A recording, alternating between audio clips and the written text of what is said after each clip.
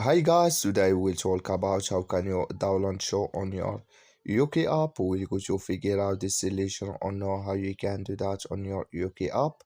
So all you have to do, so you just uh, choose here. So show you want to download here. I'm going to click to this show for example here. So you just waiting to open or start with you this show here. So then all you have to do when it's going to start video like this, you just click in this sign here.